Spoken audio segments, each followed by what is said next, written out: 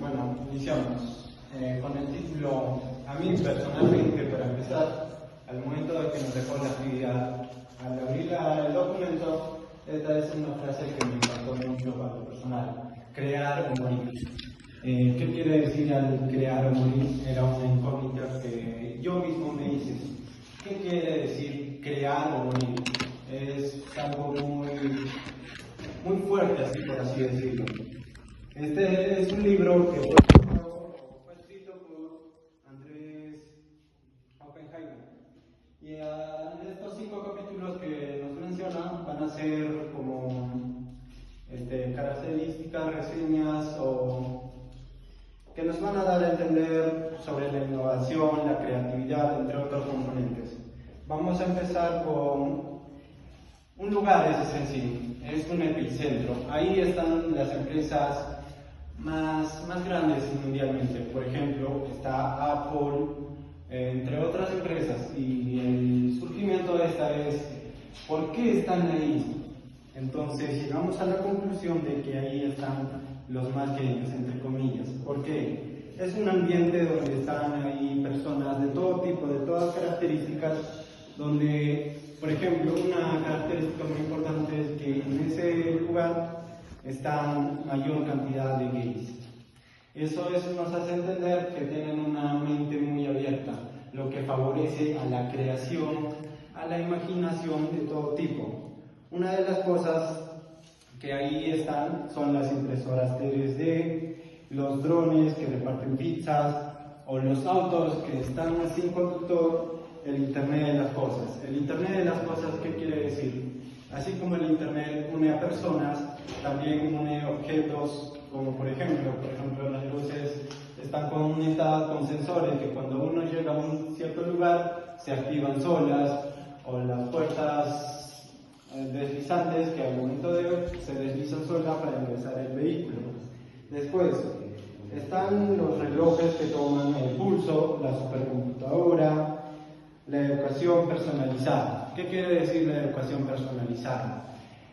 Mayormente tiempos atrás es la educación personalizada que ahora se viene. Es, por ejemplo, decir que mayormente antes todos venían con la idea de que vamos al colegio, aprendemos y regresamos a casa a hacer las tareas. Y en casa se hacían las tareas. Ahora no. Ahora aprendemos en casa y venimos a las aulas a realizar las tareas. ¿Por qué? Porque simplemente los avances han crecido. En un celular, en una computadora, tenemos todas las herramientas para poder nosotros aprender. Entonces, ¿qué es lo que nos beneficia? Que podemos aprender en casa. Y entonces cada uno puede avanzar a su propio ritmo, aprender de las formas más eficientes que a uno le parezca y venir aquí a las aulas a socializar, a compartir y a facilitar la tarea. Después, el oro del siglo XXI. ¿Qué quiere decir el oro del siglo XXI? El oro ahora, así simple, es un material precioso, pero ahora el oro del siglo XX será la información. ¿Qué quiere decir con esto? El conocimiento. Ahora ya no estamos en una etapa de materia, donde antiguamente el país más poderoso era el que tenía más material, el que explotaba más, pero ahora el más desarrollado son donde hay más conocimientos, donde hay más capacidad intelectual para poder crear, innovar y progresar. Después, la información de datos de Internet. Está bien que en cualquier operación que nosotros hagamos en el Internet, en nuestros dispositivos móviles, queda un registro. Y ese registro, por ejemplo, las cuentas bancarias, los saqueos, todo eso tiene que ver con la Internet. Entonces, el antes y el futuro. Hay dos grupos, se dividen en dos, que al parecer hay personas que como bien tienen miedo a ese futuro que viene para nosotros, y hay otros que apoyan eso. Entonces, siempre, como hace una exposición anterior, escuché qué pasaría con nosotros en el futuro, si está bien o está mal. En el mismo libro nos manda una estadística que tiempo atrás, por el año 1960,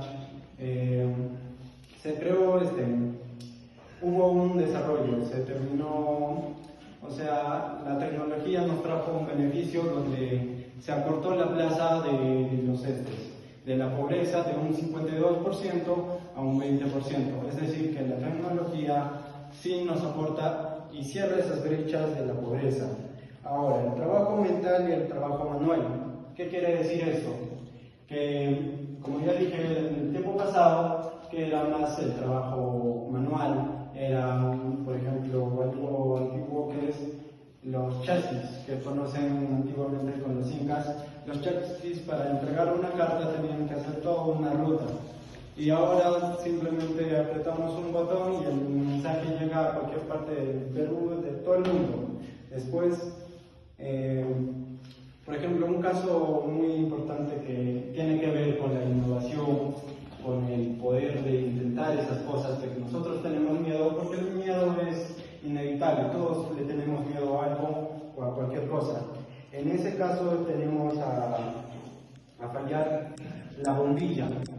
El creador de la bombilla, como bien lo relatan, dice que falló 1000 veces para poder hacer eso, pero él no lo ve de esta manera. Él dice que tuvo 1000 etapas para poder crear eso. Entonces, llegamos a la conclusión que en el primer capítulo nos habla de la locura y de la astucia. ¿Qué quiere decir esto? Que no debemos tener miedo, debemos arriesgarnos a esas cosas que tenemos que realizar, y la audacia se refiere a la inteligencia, a la capacidad que uno tiene para resolver ciertas capacidades. Después, ahora pasamos con el capítulo 2, donde vamos a hablar sobre un personaje muy importante para nuestra gastronomía en el Perú y en todo el mundo, que es conocido Gastón Acurio. Gastón Acurio era un joven que vivía allá por Lima, que sus papás eran de una condición económica buena, donde nos cuenta, para iniciar con un suceso que es un poco de cierta manera graciosa, de que él terminó la secundaria con excelentes calificaciones, pero para el momento de prepararse para la universidad, él acudía a una academia, pero casi no asistía para los exámenes, simplemente copiaba, era muy deficiente su aprendizaje en la academia. Y lo importante fue que él logró ingresar a la universidad, pero al momento de ingresar a la universidad fue a la carrera de Derecho.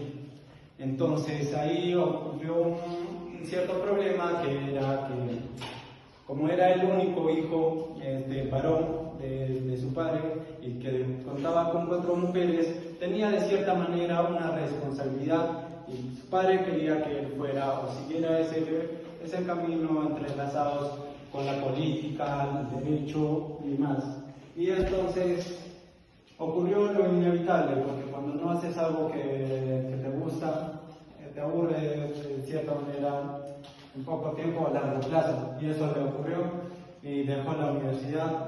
No dejó, lo echaron de la universidad, y al poco rato se enteró su padre, le impactó, estaba un poco confundido, era obvio, pero él decidió irse a Madrid, donde su padre le inscribió a una universidad donde pasó lo mismo.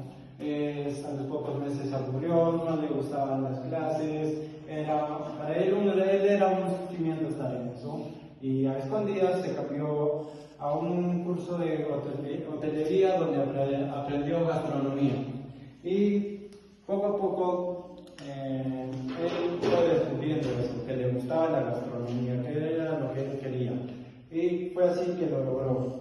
Después, Gastón lo que hace es algo que tiene que ver mucho con lo que es actualmente. Hay mucha lo que es la competencia, pero él no lo veía como una competencia. Él decía: yo no compito, yo comparto. Y para él una frase que era importante era si no dejas la receta como chef, vas a quedar olvidado. Y es lo que quería hacer, porque a él le ayudaba con sus nuevas recetas. Podía crear más a partir de sugerencias de otros cocineros que también eran creativos con su comida. Después pasamos al capítulo 3 con Jordi Muñoz, otro caso de superación. Jordi Muñoz era tuvo un inicio muy complicado, tuvo una enfermedad, le detectaron una enfermedad en su niñez. Después Jordi Muñoz, al crecer, conoció a una persona, se enamoró y tuvo un hijo, donde le complicó toda la vida porque no era un hijo buscado, pero él tuvo que afrontar y se fue a Estados Unidos, donde en Estados Unidos no podía empezar a trabajar ni nada porque no tenía estudios terminados ni tenía el pasaporte para poder trabajar. Entonces él en sus tiempos libres se quedaba en casa escribiendo blogs porque le gustaba. A pesar de todo hacía lo que le gustaba y en una de esas encuentra a un personaje muy importante para él que se menciona mucho, que es Anderson. Anderson era un que vio en Jordi Muñoz algo especial, porque él era muy inteligente y tenía esas ganas de querer aprender más, y entre otras actitudes que él le veía. Entonces, con él empiezan a crear una empresa que se dedicaba a los drones.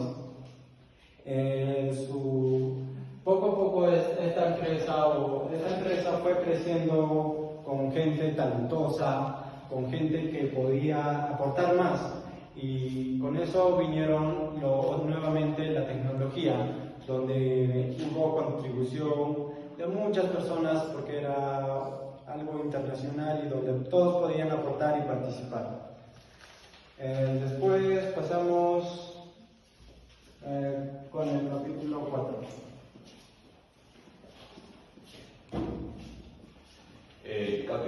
Capítulo 4, Brexit.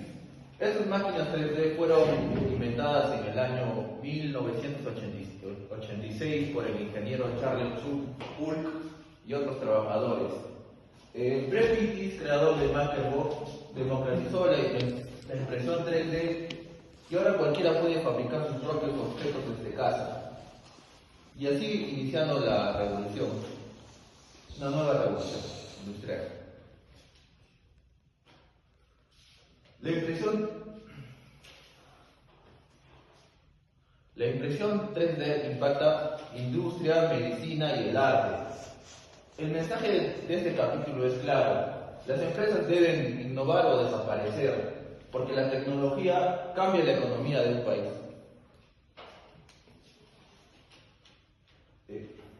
Capítulo 5, Rafael Yuste. El neurocientífico Rafael Yuste pretende crear el primer mapeo cerebral y quizá controlar miles de millones de neuronas. El presidente Barack Obama prometió destinar 100 millones de dólares anuales para que intervengan científicos de otros países y así descifrar cómo se relacionan las neuronas. Y el objetivo el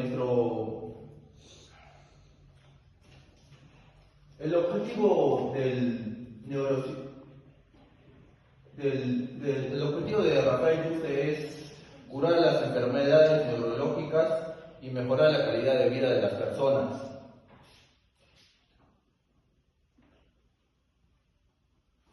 Conclusión.